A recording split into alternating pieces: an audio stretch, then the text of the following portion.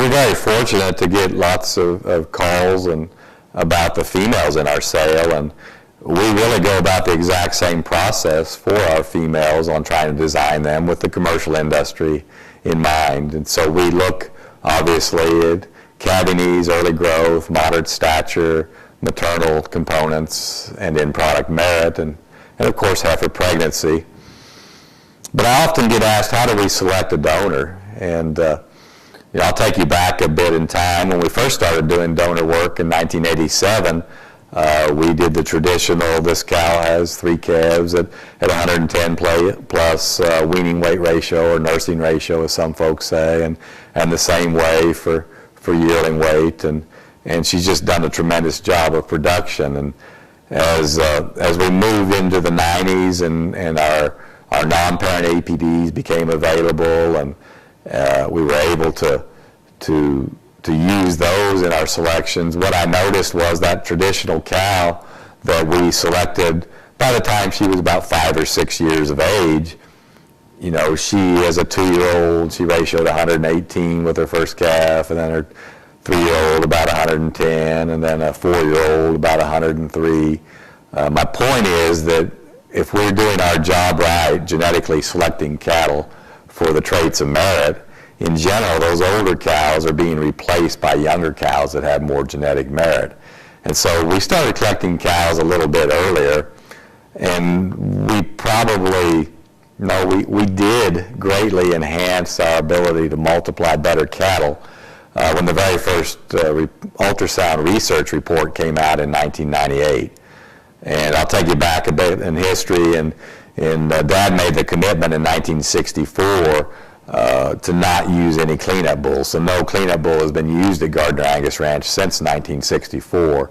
And so as Dad and I and my brothers discussed how we go about selecting and multiplying cattle with total AI since the 60s, and frankly with a large degree of embryo transfer since 1987, we said, our production traits, i.e. calving knees, birth weight, growth traits, maternal traits, they're pretty consistent. And so, because we're doing so much ET and AI, we really need to look at the cattle that excel for end product merit. So since 1998, when our first ultrasound report came out, we only selected donors that at that time were 3 standard deviations out for marbling and at least 2 standard deviations out for ribeye. So at that time, we're kind of talking about ratios of within herd ratios of 115 to 20 on marbling and 110 plus on ribeye. And that worked very, very well for us up until the genomics came along. And since that point in time, we still ultrasound everything. We need to use all of the phenotypic tools. You still got to weigh birth weight. You still need to measure mature 5-day weight, yearling weight, hip height, etc. All of the traits of the phenotypes, you have to submit that.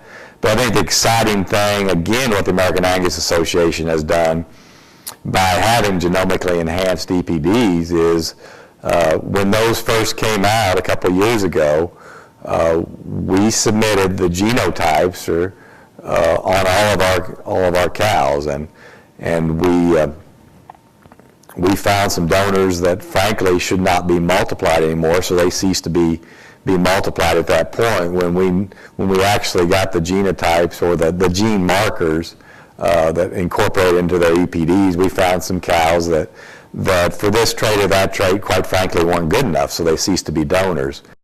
We've made the commitment to bleed and select the top 35 to 40% of all of our females, and we do that in order to identify. I mean, if I measure any trait or if I measure any set of animals, whatever I measure, half of them are going to be and half of them be above. Half of them will be above average and half of them will be below average for that trait.